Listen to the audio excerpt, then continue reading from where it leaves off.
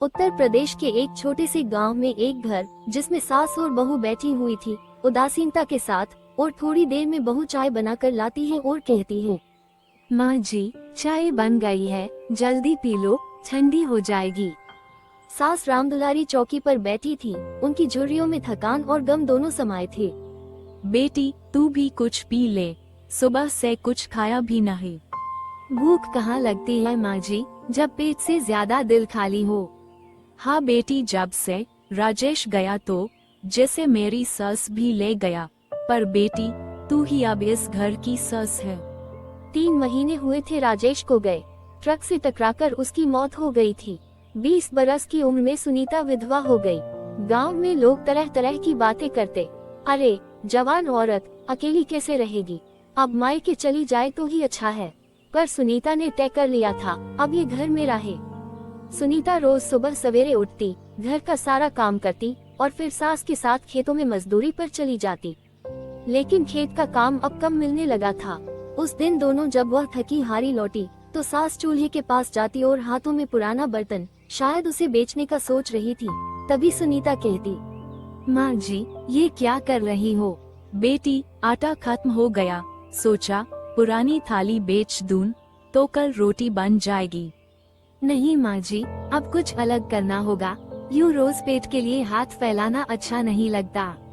लेकिन बेटी, क्या करेगी तू अकेली? काम तो बहुत है माँ जी, बस हिम्मत चाहिए। माँ जी, वैसे गांव में ई रिक्शा चलते हैं ना, जो लोग शहर तक जाते हैं? हाँ बेटी, पर वो तो मर्द चलाते हैं। तो क्या हुआ, औरतें क्यों नहीं चला सकती? बेटी, तू ही रिक्शा चलाएगी? हाँ माँ जी, अब राजेश नहीं है, पर उनकी मेहनत की गाड़ी चलाकर मैं घर चलाऊंगी। अगले दिन सुनीता पास के बाजार में गई। पुराना रिक्शा जो कभी राजेश चलाया करता था, वही किसी कबाड़ वाले को बेच दिया और उसने कर्ज लेकर नया ई रिक्शा खरीदने का निश्चय किया। जब वो बैंक गई, लोन के लिए तो वहाँ मना कर दिया, लेकिन फिर सास ने कान के कुंडल और नाक की बाली बेचकर एक ही रिक्शा निकलवाया। वही जब घर के बाहर रिक्शा खड़ा किया तो पास ही कुछ औरतें फुसफुसा रही थी, देखो तो राजेश की बीवी अब सड़कों पर रिक्शा चलाएगी। किस्मत खराब हो तो औरतें क्या क्या नहीं करती। सुनीता ने किसी की परवाह नहीं की। उसने कहा, अब मुझे किसी की दया नहीं, सिर्फ किराया चाहिए। लेकिन सास बहुत ही चिंतित सी लग रही थी। सुनीता से कहती हूँ, लोग क्या कहेंगे बेटी? माँ जी, लोग पेट नहीं भरते, सिर्फ बातें करते हैं। बेटी, तू सही कह रही है, तू कर, मैं तेरे साथ हूँ। पहली सुबह सुनीता ने माथे पर हल्की बिंदी लगी हुई थी। ई रिक्शा चमक रहा था, उस पर लिखा था राजेश की याद। पहली सवारी 2 लड़कियां थी। वह बोलती है, दीदी, आप रिक्शा चलाती है? हाँ बिटिया, मैं ही चलाती हूँ रिक्शा, डर लग रहा है क्या? नहीं दीदी, आपको देखकर तो अच्छा लग रहा है। सुनीता के होठों पर मुस्कान आई। लेकिन दिन आसान नहीं था। सड़कों पर पुरुष ड्राइवर हंसी उड़ा रहे थे। लेकिन सुनीता को इन सब बातों से कोई फर्क नहीं पड़ रहा था। शाम को जब घर लौटी तो हाथ में 250 रुपये थे। रामदुलारी ने खुशी से कहा, बेटी, आज तो घर में दिवाली है। माँ जी, आज से हमारी तकदीर की गाड़ी चल पड़ी है। बीतते गए, कभी सवारी ज्यादा मिलती, कभी नहीं। फिर एक दिन जब बारिश तेज थी, शाम को जब वो लौटी तो सास बीमार पड़ी थी। दवा के पैसे नहीं थे। सुनीता ने पूरे दिन की कमाई खर्च करके दवा लाई। रात को रामदुलारी ने कहा, बेटी, तू दिन रात इतना मेहनत करती है, पर मेरी वजह से तेरी जान खतरे में न पड़ जाए। माँ जी, आपकी सेवा ही मेरी पूजा है। धीरे धीरे गांव के लोग सुनीता को सम्मान से देखने लगे। अब बच्चे उसे रिक्शा दीदी कहकर बुलाने लगे। बरसात का मौसम था, गलियां फिर से कीचड़ से भर गई।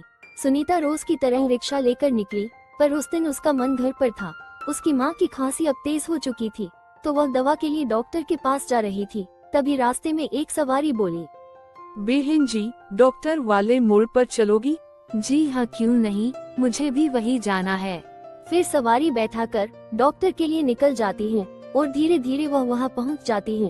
क्लिनिक पर पहुँची तो डॉक्टर ने कहा,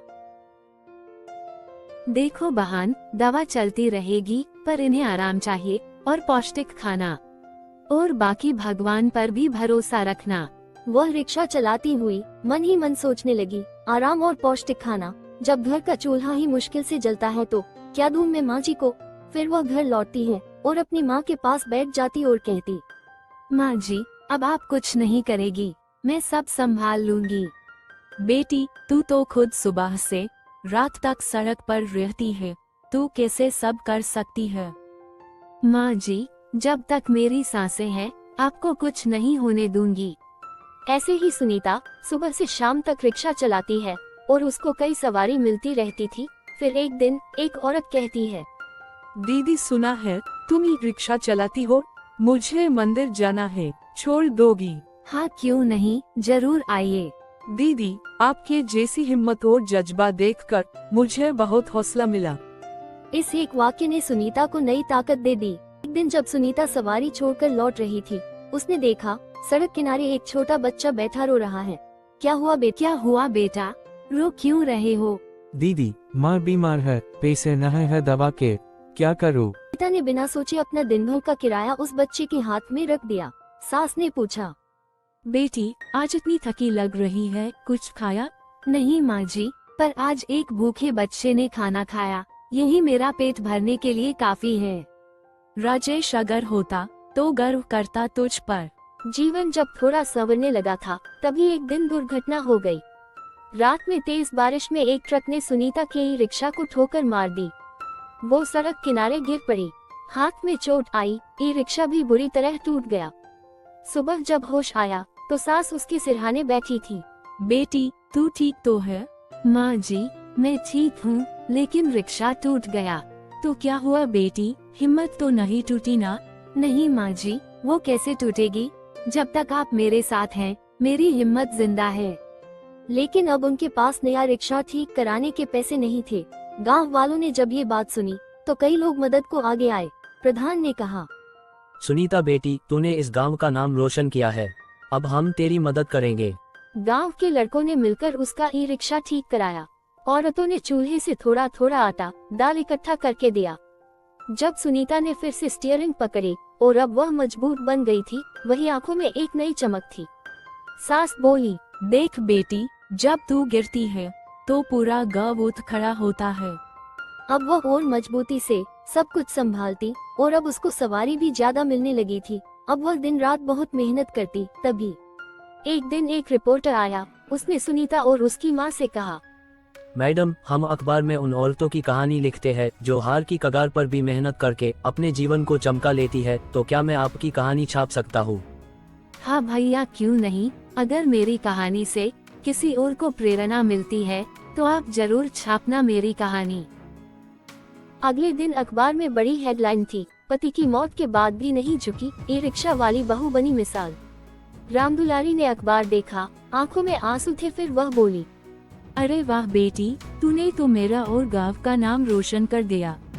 फिर सुनीता ने मेहनत की और उसने 2 रिक्शे लिए और सस्ते किराए पर जरूरतमंद लोगों को दिए जिससे उनकी मदद हो।